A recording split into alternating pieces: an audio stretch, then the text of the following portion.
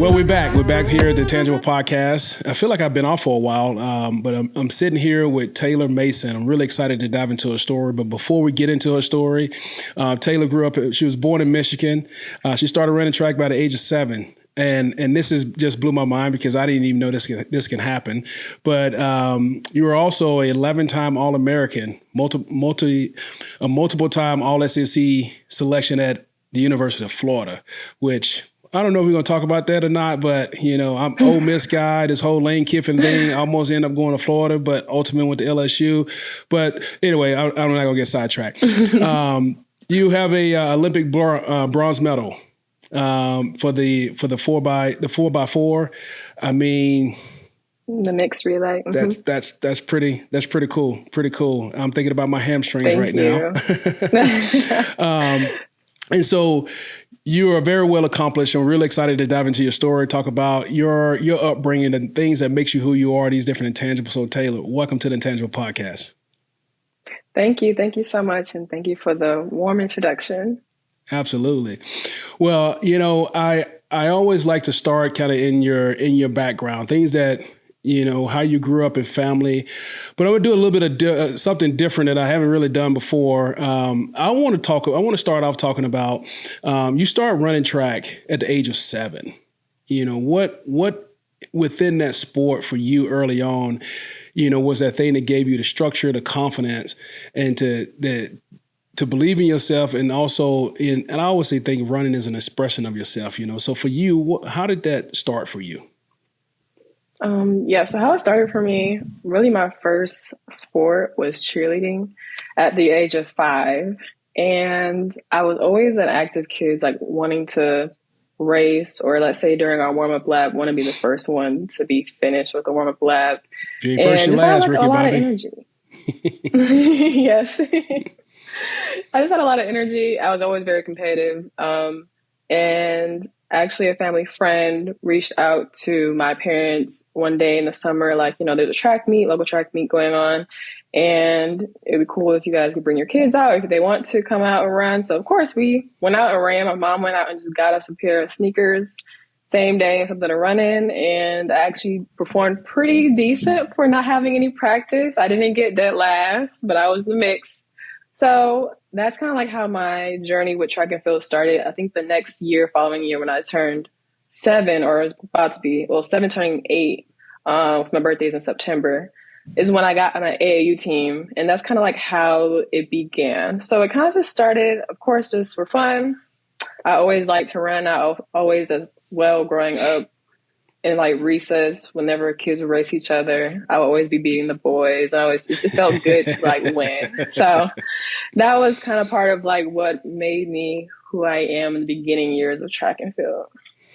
Yeah, that's always beating the boys. I remember when I was about 5th grade, I was probably up until then one of the fastest boys in my grade. There was one guy named Tavares that he always beat me, and I used to be so mad.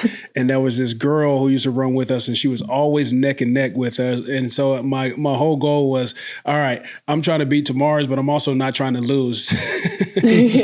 So I get that. I get that for sure.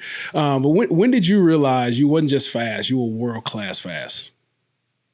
That's a great question. When I realized that I was world-class fast and not just fast, I would say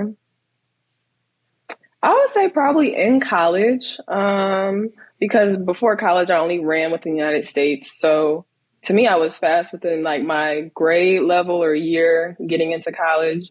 And then I made the 2018 Under 20 World Juniors team. And when I was on the world stage, even though it was just under 20, it wasn't like open to like everybody who's older. It was still just like, this is my first world experience, and I'm here because I belong. And it kind of was just like, yeah, wow, this is kind of like a little mini Olympics in a way.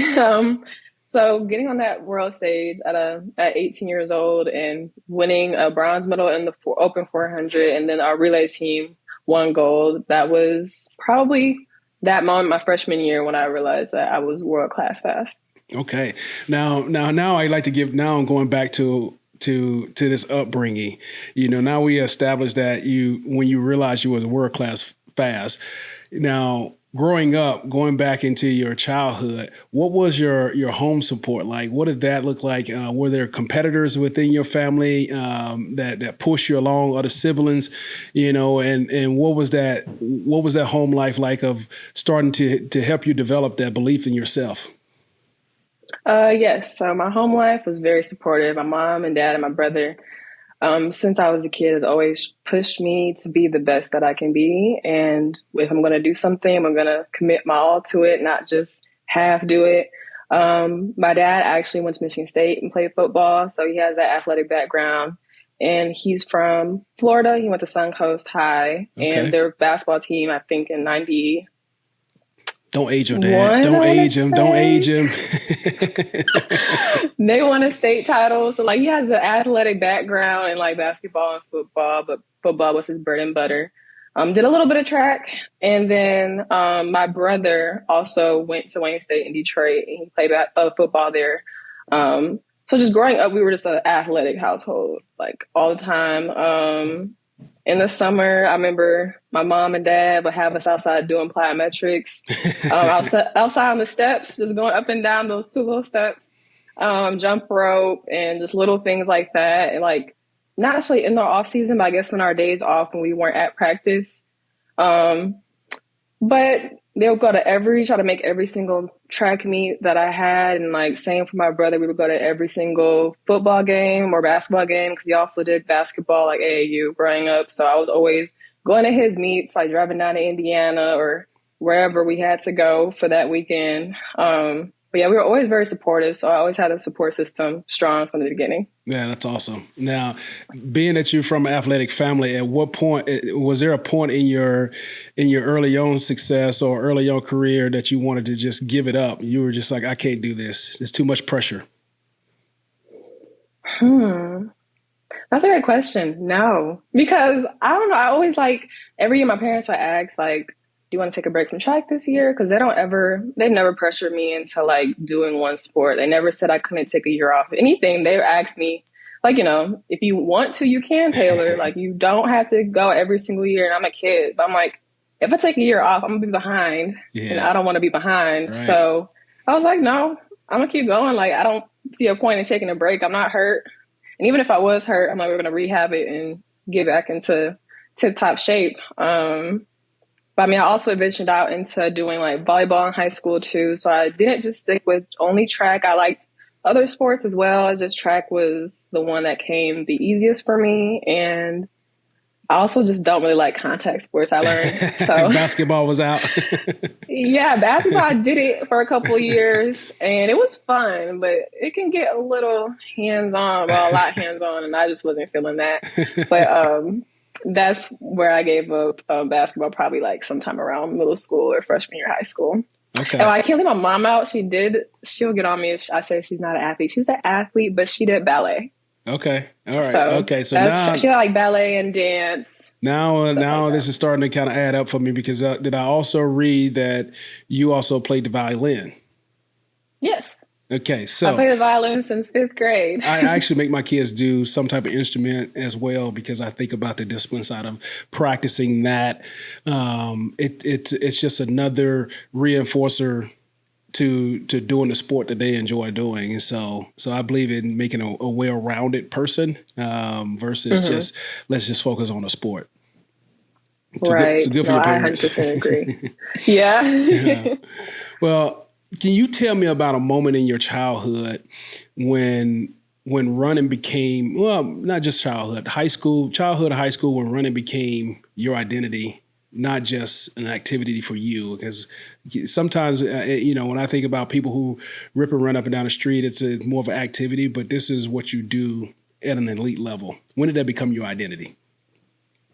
Yes, I feel like track and field started to become more my identity, probably I would say middle school, because before then I was doing AAU and we didn't have club sports in elementary or intermediate school. So once we were able to they incorporated track into school sanctioned events, I would say, because then people at my school and slowly around the community start realizing or hearing more about my name in a sense of just coming to the track meets or seeing like, oh, she's always winning or she's really good at this sport. Or so I think gradually around middle school, it was like, okay, people recognize me for running track and field and being the fast girl.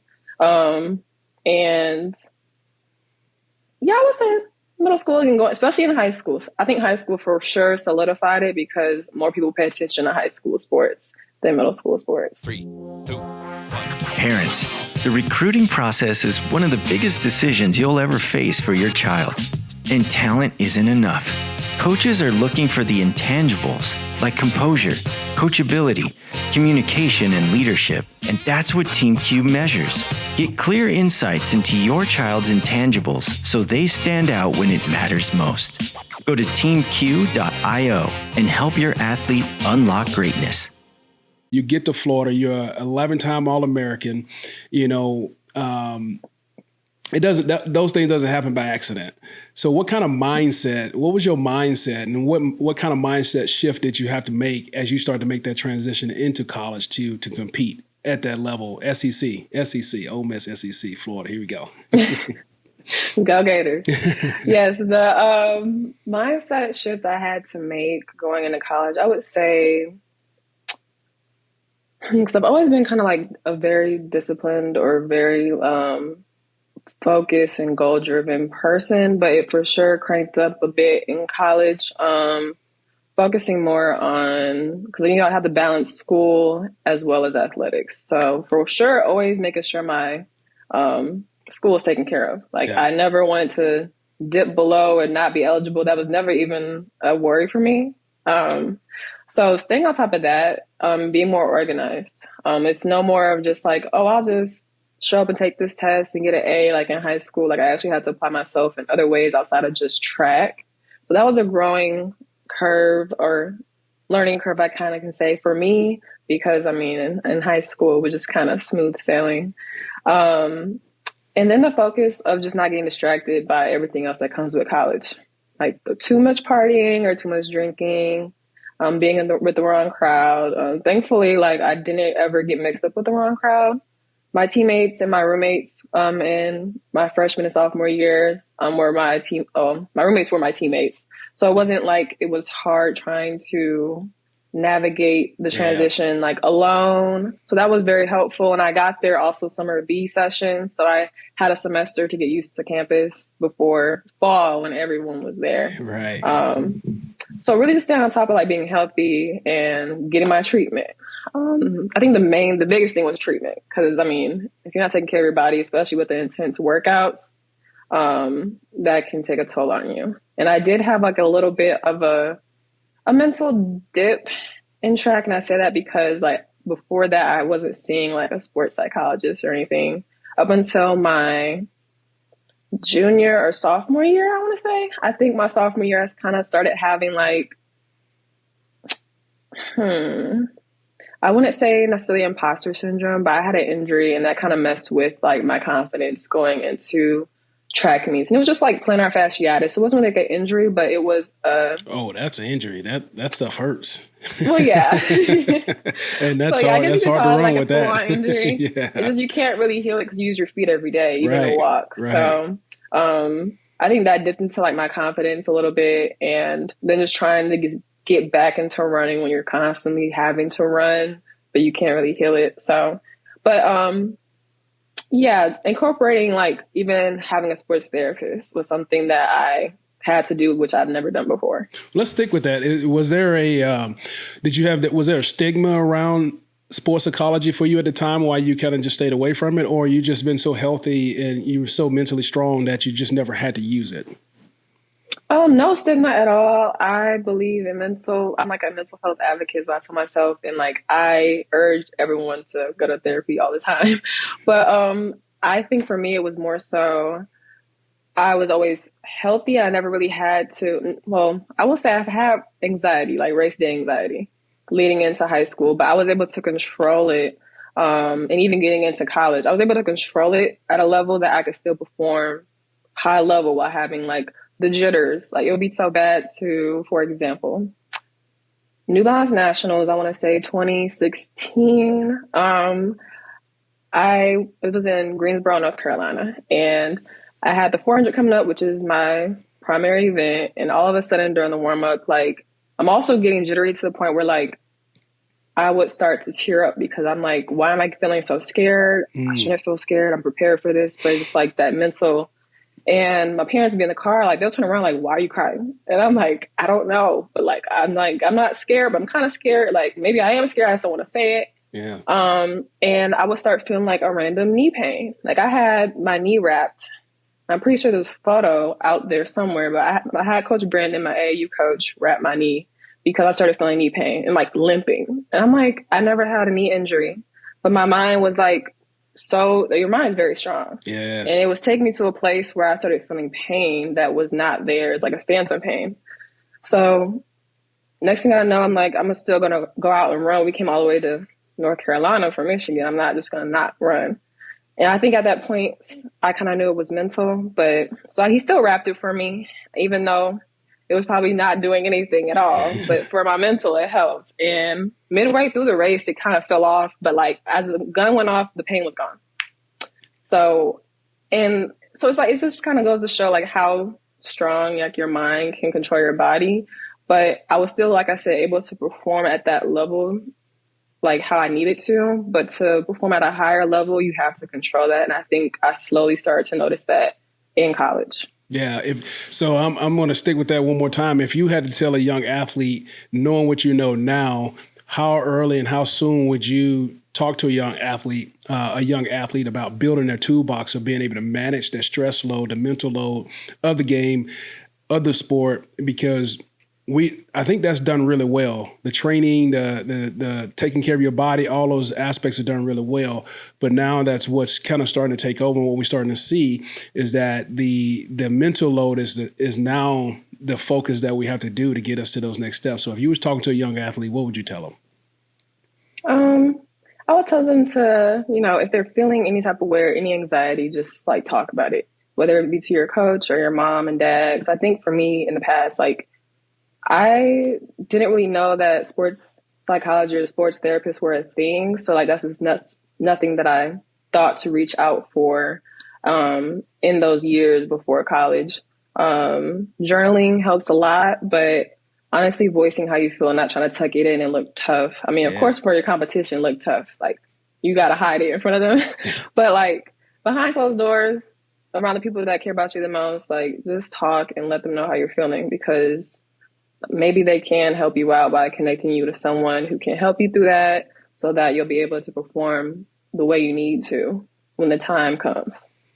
Yeah, that's awesome. I love the fact you said journaling, because I've been doing a lot of that lately, and it definitely helps to just to dump all that information that's going on in your head, dump it out so that you can get on with your day and not have those stressors hanging over your head. And so I like that for young athletes, because that's something that everyone can do, is pick up a pen or a pad and just write their thoughts down, get it out of their head, and just notice what your body does and see how your body starts to shift and change and not carrying all that weight. So that's awesome.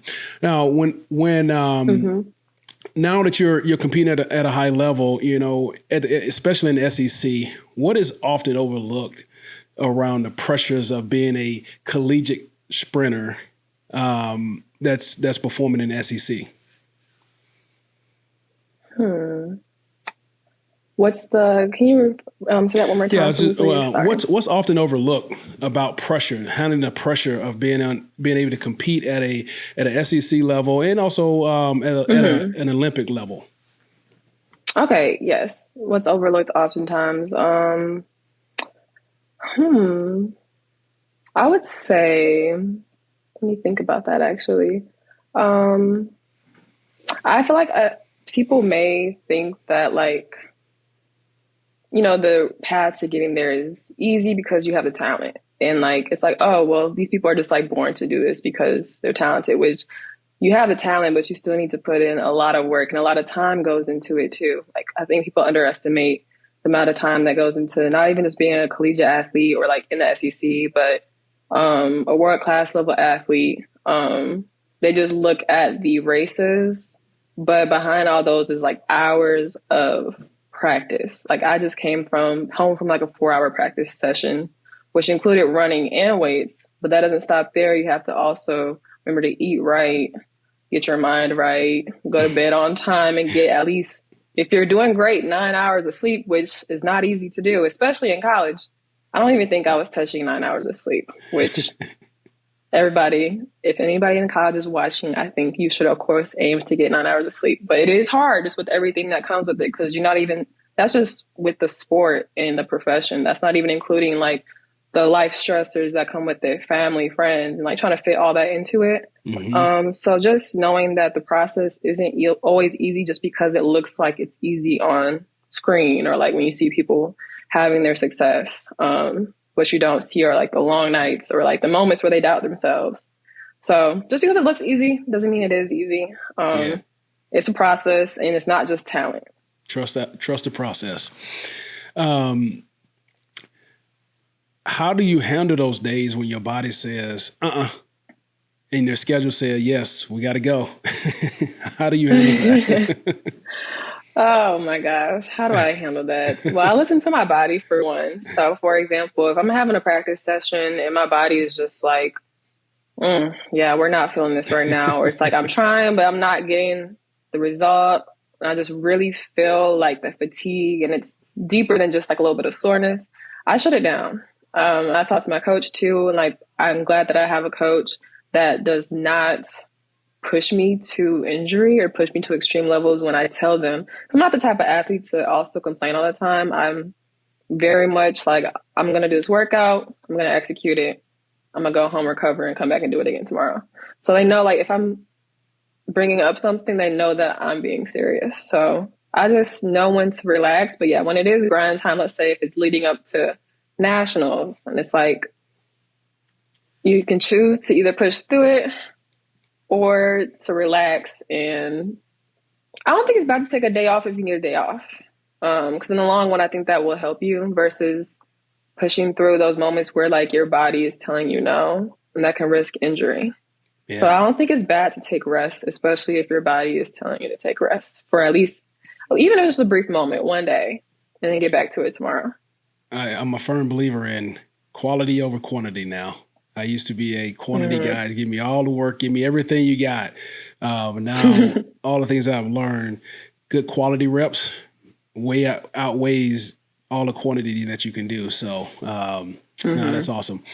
Now, when you look back over your Florida Gator time, and you're thinking about, when we think about these intangibles, things like leadership, composure, communication style, when you think about your time back in Florida, what were some of the intangibles that carried you throughout your time? When it came to taking care of your body, your schoolwork, working with your therapist, talking to your coaches. Which one of your leaderships? Which one of your intangibles that really sticks out to you that kind of really helped you through your college times?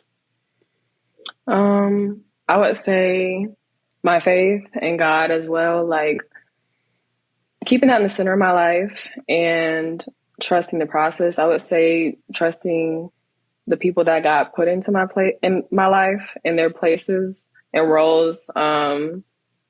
The relationships that I cultivated, like with my coach, my therapist, but even my teammates, leaning on them when I need extra support. Leadership, in a sense, when you say leadership as an example, like, what do you mean by that? As a leader that leads by example, a leader that is a vocal leader, a leader that is doing little things when no one is watching, the leader that can hold their teammates accountable in the right way, things like that. Okay. Yeah, for me, when it comes to leadership, I was more so of like lead by example. I'm not really a big vocal talker kind of person. I just kind of like lead with my actions. And then also I'm making sure I'm doing the things that I need to be doing, whether someone's watching me or not. Like, if I need to be doing extra abs at home, making sure I'm doing that, even when it's just me there. And like, or I could choose to like not do them, but I just know that guilt will eat me alive if I'm not on top of it. So just knowing that I'm taking care of stuff, even when people aren't watching. And my drive to want to be successful is also what carried me, I would say. That's probably up there, right below God and my faith. Yeah, Taylor, you calling me out now. I was supposed to do some abs this morning for my trainer, and I was supposed to let him know that I did all my core workout, and I haven't done it yet. So, all right, you called me out the rest there. of the day. I got to get it in. I got to get it in. All right, when I think about the early on coming into college, the different styles of training and how hard the training was, what was your welcome to Florida moment when it came to workouts? What was the hardest workout and how did you get through it? Now I'm having nightmares, throwbacks to some of them workouts. I'm sorry. I would say 90 seconds. So that's kind of like one of our fall training workouts. And we'll do like 90 seconds, some intervals of like active recovery. Bar recovery is the active, and then we were back on the line. I think it's like we had 3 or 4 sets of those. And yeah, I think for fall training, that was probably the hardest thing for me. Cause I'm like, I've never done 90 seconds before. It sounds easy on paper, but once you're like on that third one, right before the fourth one, and you want to just sit down, but you have no jump rope and you have a skip in place and push-ups. It's like in that Florida heat too. I think the heat was the biggest thing for me, getting used to that, being from Michigan, which I loved the sunshine all the time, but I didn't really like it in practice. But another workout I would say is like our all out days. We would have like broken quarter, which is, for those who don't know, it's you run a 200, you probably have maybe 30 seconds or a minute rest, depending on like the day, and then run another 200, and it's like full lap. So it's a 400 broken up, but it's race pace. So that's for sure gives you life tip. And then after that, you might have recovery time. Maybe like 15 or 20 minutes of recovery time. And you have the all out 250. And, yeah, it could be, that was like my first time doing that. I knew I was just on the floor and it was hot. So I think those 2 workouts were the ones I remember the most, being like, okay, yeah, I'm in college right now. I'm in Florida. This is nothing I've ever done before. Well, you hear right here, family, parents, kids, if you want to play college sports, you want to run, you want to do it all, you better love it, because it's a full-time job. Yeah, if your parents pushing you to do it, you may want to rethink it. You may want to have some conversations, because it is a full-time job, and you better be ready to compete and work, because this is not for the faint of heart. That's awesome. Mm-hmm. Well, we're going to jump into a quick, easy 2-minute here. We're going to slow it down a little bit, but it's going to be a rapid fire. It's 2-minute, kind of like going into halftime in football terms. So it's a couple rapid fire questions for you. You ready for this? I'm ready. All right, here we go. Tell me, what was your favorite track to compete on?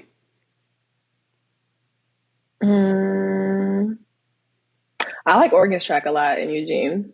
Their track and their stadium, it's fire. Yeah. If you haven't seen a picture or even been there, just look up University of Oregon's track and their stadium.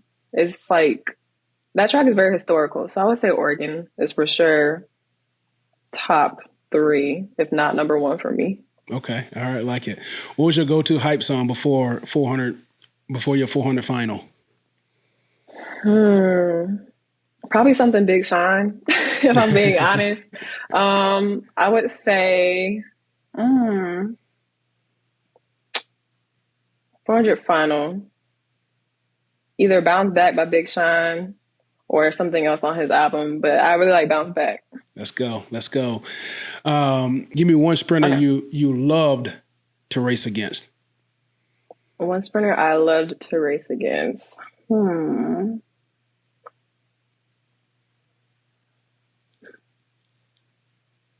I would say, I'll say Lena Irby. I raced against her a couple of times, but we're also kind of like friends too. But it's always fun racing against Lena. We raced together since high school, all up until we were on the same Olympic team together.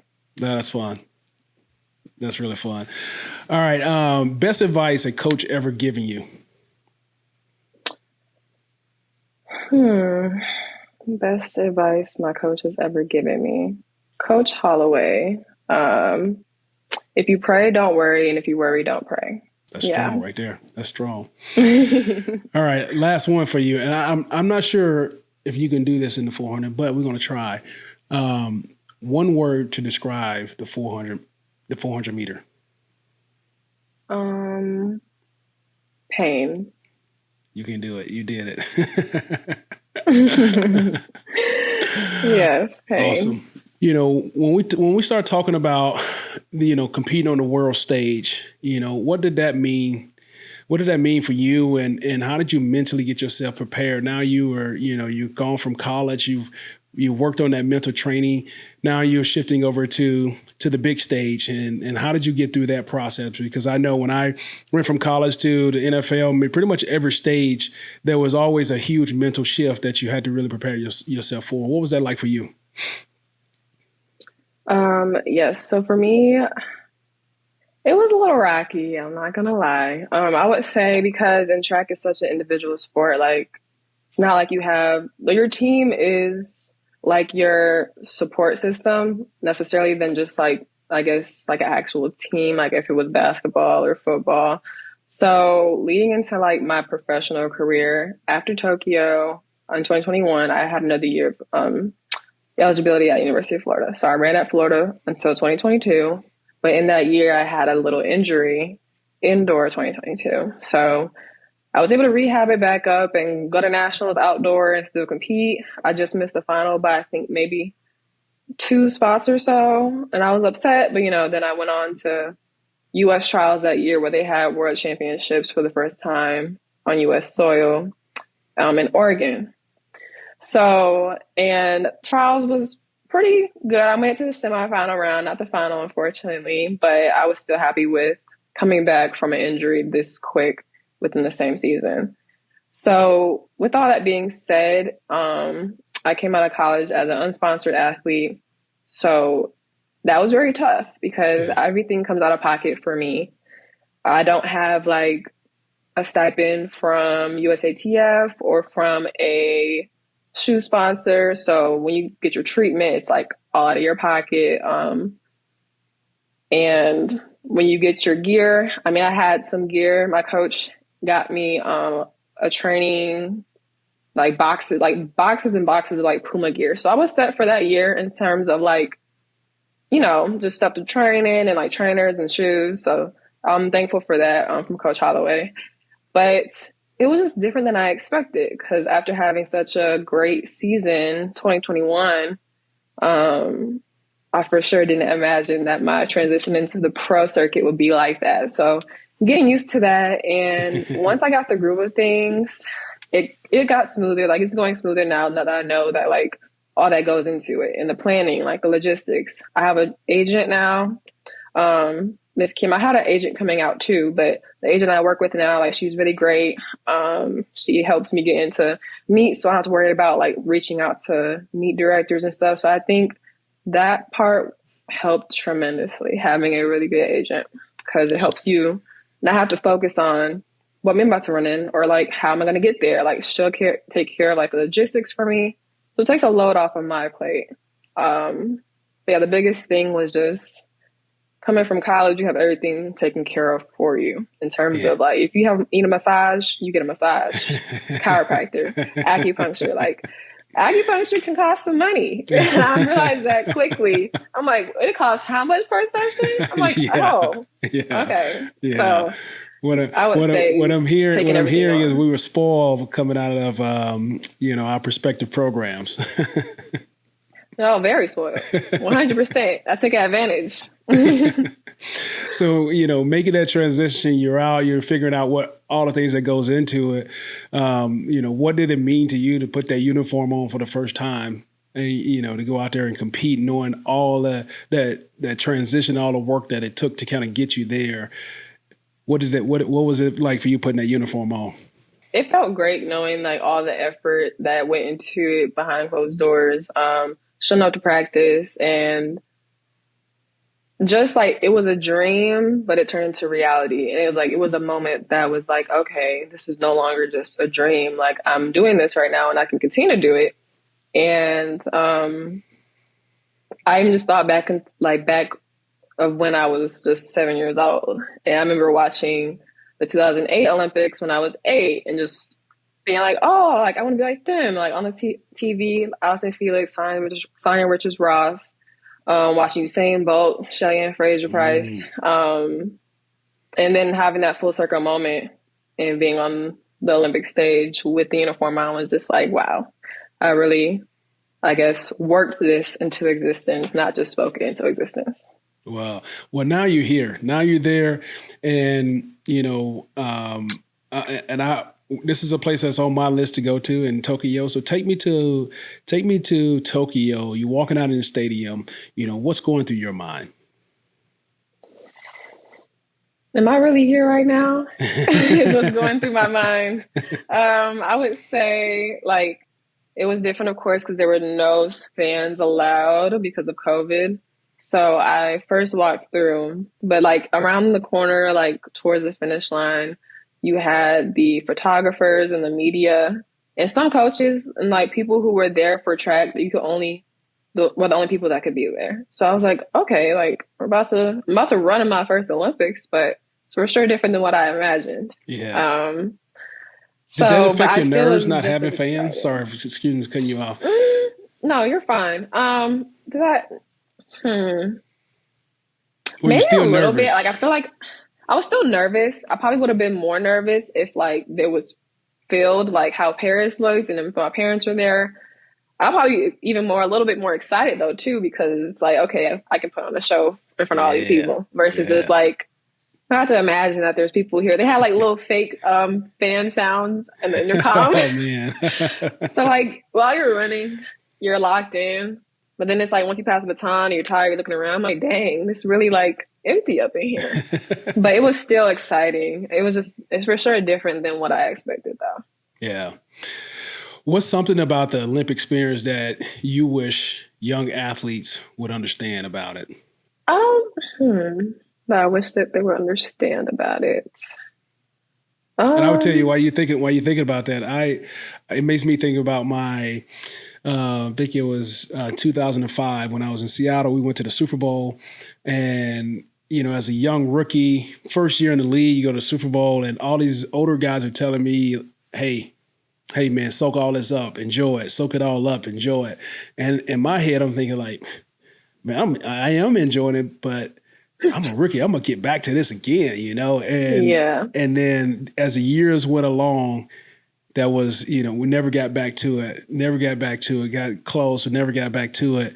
And then we started to realize like this is what those older guys were saying is like soak it all up because you never know if you're gonna get another opportunity to do it. And so I always tell young kids, young cats who go and play in any big games, hey man, enjoy it, soak it all up, you know, just, you know, be where your feet are because you just never know what's going to happen. And I made sure to do that too, like living in the moment and now not even just like with the big experiences, but even the little ones, because you just never know what will happen a year from now, tomorrow, next week. So I would say my biggest advice for younger athletes when it comes to the Olympics is, for one, always dream big because it can happen to you and for you, just how it did for me when I was 8 years old dreaming about it.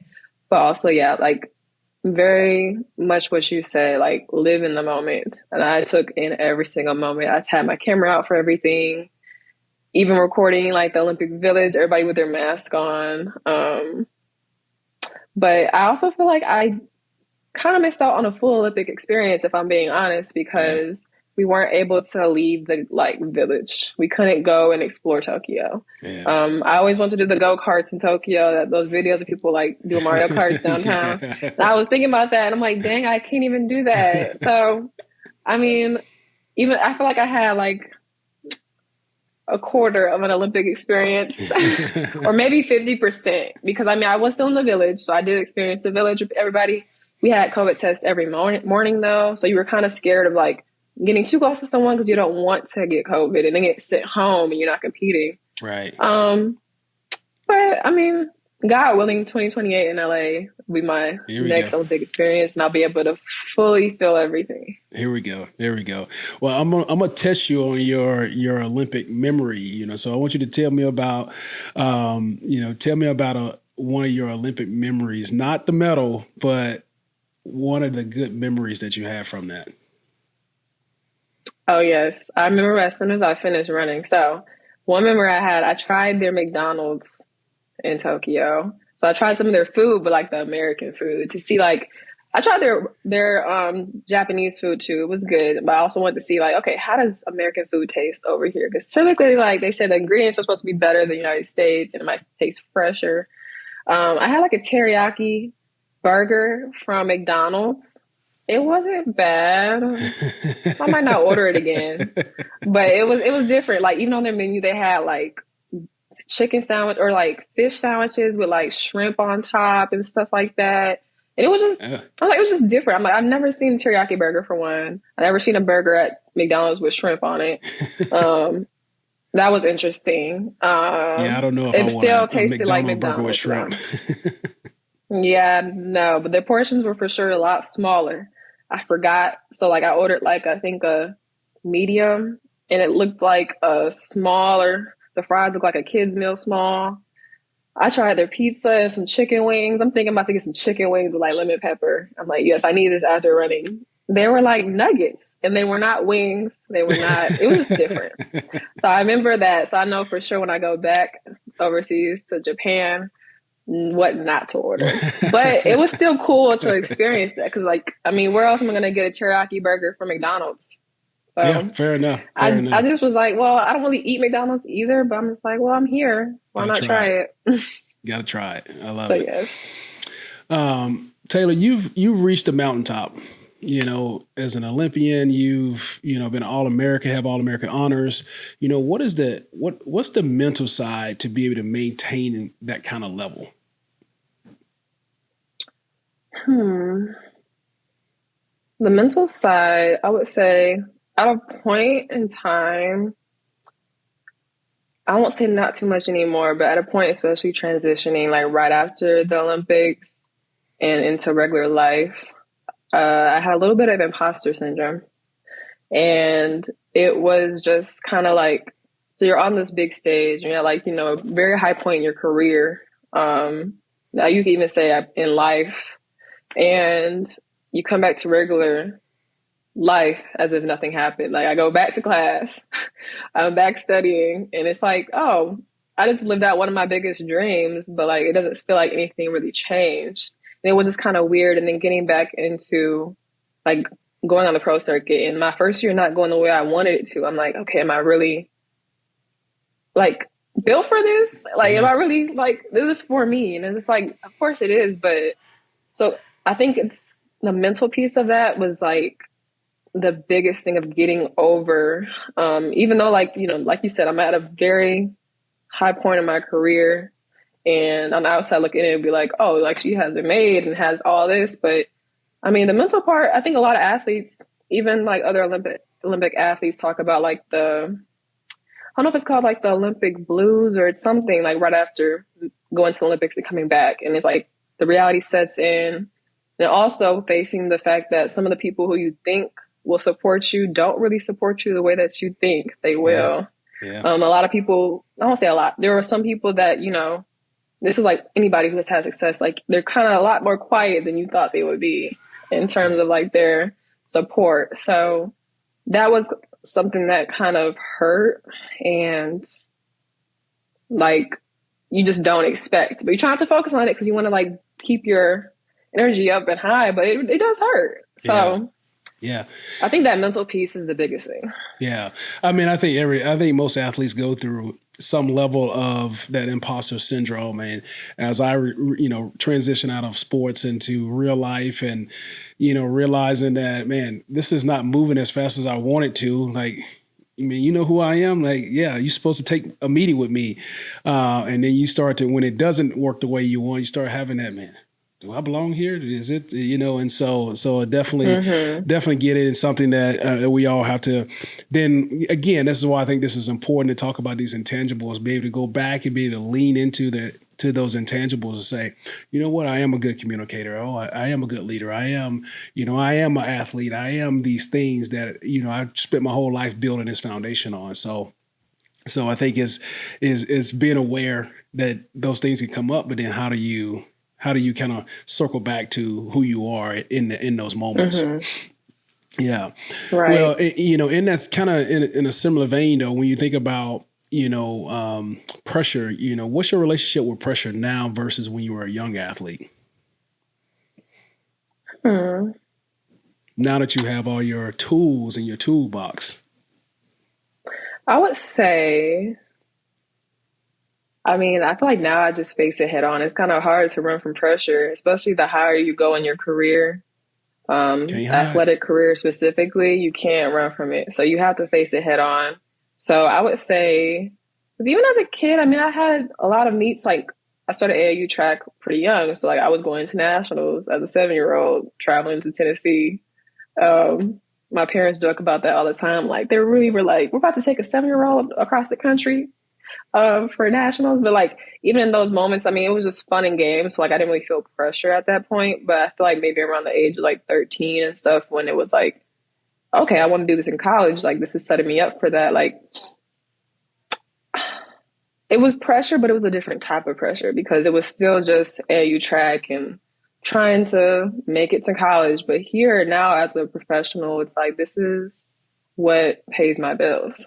So it's not just running for fun and having a bad race and like, well, okay, whatever. It's like, okay, you're running, but like if you have a bad race that can mess you up mentally, and that can also mess up the rest of your season, which messes up, it's like a domino effect. So for sure, like kind of how I mentioned before, reiterating like that piece of support and talking with my sports therapist and like getting into those mental blocks, because there's going to be times where, you're not going to have a race that you like, but you can't let that bother you and throw you off your trajectory, which kind of happened a tiny bit to me this past season. It was my first time competing overseas in Europe in terms of just like regular competition, not like championship meet. Right. So I was on the circuit and I was in Croatia and Italy, and that is I think like a 10 or 12 hour flight to Croatia. So I had to race, I think 3 or 4 days later, the first race, which to me, I'm going into it like, okay, I'm having season's best after season's best. I'm about to have the season's best, hopefully a PB. And I get there and I run and I'm like, that's not what I thought was going to happen. But a lot of people on the circuit who've had that experience is like, they know the first race off the plane isn't always going to be the best. Yeah. But for me, it mentally got to me because like I wasn't expecting that. And I think that kind of threw me off even for Italy. I had another bad lane draw, lane 1. Yeah. And I was just like, okay, I'm already trying to get out this dump. They gave me lane, I think before they changed my lane the day of, actually. So I had initially, I think a middle lane or like a little bit of the outside, but not like the lane 9. And then they switched me to lane 1 the day of. So I kind of like was trying, like, this is like something's trying to get into my head. I'm trying to push it out. I'm also trying to do better than my last meet. It's just, so being mentally strong, having that support system is like something that will help not only me, but other people to not get thrown off your game, especially when the time matters. Well, not being a track guy, what's the difficult piece about being in lane 1? You're catching up. You're playing catch up with everybody, even though it's not really a difference. So let me stop that. I ran lane 1 before, and I made it to nationals. So we have like regionals in track and field in college. You have regionals, which is like the semi to nationals to go to Oregon, and they take the top 12 from each region. It's the East and West region. So my freshman year, I did have lane 1, and I ended up getting second in my heat and making it to nationals. Well, making it to the next round at regionals and then eventually nationals. So you can run in lane 1. I'm not saying you can't. So now people may get on me being like, it's all the same. It is all the same. It's just the way you attack the race, I guess, mentally, it can be different. And I think because I was in a mental slope already of like having a bad previous race. And then the day before my race, I always practice in my lane. I visualize my race from that lane. And then knowing that, okay, I mean, they switched it up. Okay, just switch lanes. But I'm also trying to get out this dump of having a bad race like a week before. And it was just, I think, just a lot to try to focus on. I was also overseas by myself. So my agent got me into these races. I would say less than a week before departure, she called me like, I got you a lane in Zagreb, Croatia. Like, you want to go? Are you ready? I'm like, yeah, absolutely. Like, why would I turn that down? So, I mean, I'm mentally preparing for that whole trip was probably less than a week. So I was there by myself. My coach wasn't there. My family wasn't there. My agent made it to Italy, but she was unable to make it to Croatia. So yeah, a lot of new experiences by myself. So it was a lot. Yeah. But growth, there's a lot of growth in all of that. There's a lot of growth. Yeah. For sure. But I mean, the lanes isn't really, it's more so mental, but it was a lot of new things. So yeah. That's awesome. Well, I only got a couple more questions for you as we start thinking about just, your purpose and things beyond the track, with all that you've done, how do you want people to remember you? How do you, want when people say the name Taylor Manson, how do you want them to think about that? Think about you as a person, an athlete, what does that look like for you? I would say when people think about the name Taylor Manson, I would say I would want them to know that like I'm a hard worker. But I always gave my best. But I'm also was one of the best athletes from my hometown, for one, Lansing, Michigan. And then expanding even to coming out of Florida, one of the best athletes in track and field. But also that I always want to inspire and help others around me, especially with my background in health education and behaviors. Get my bachelor's and master's in that. Like, I always want to focus on health disparities and helping out those around me. And even in other communities, did I lag? Sorry. Okay, sorry. Helping other communities, like lower SES communities, access to care. So I always wanted to be like a helping hand to others, I hope in some type of way. So when people think about Taylor Manson, I just want them to think about those things. Yeah, that's awesome. Taylor, what do you feel like your purpose is shifting from now as you've grown, as you becoming the person that you are today? What do you feel like that purpose is now for you? On or off the track? Both. I feel like my purpose now on the track, I would say I always felt or resonated with like being like an underdog in a way, but still with that same mindset, because it's been multiple times. And I can even go back to trying out for my first US team at 18, where they had like the bloggers are write out all the predictions of who's going to make the team and stuff like that. And the blog not mentioning my name. So I took that fuel and put it into the track, and I won that meet and made the team, because I'm like, you're not going to count me out after I just had a great freshman year at Florida. But it was multiple times it's happened, a lot, not even just in college. So I feel like I resonate with the underdog title for sure. And just, I guess, vouching, but not even vouching, but being an example of like, even when the odds are against you, you can always come out on top or come out getting what you deserve or what you want. So I would say with that on the track, that's what my purpose would be. And then off the track,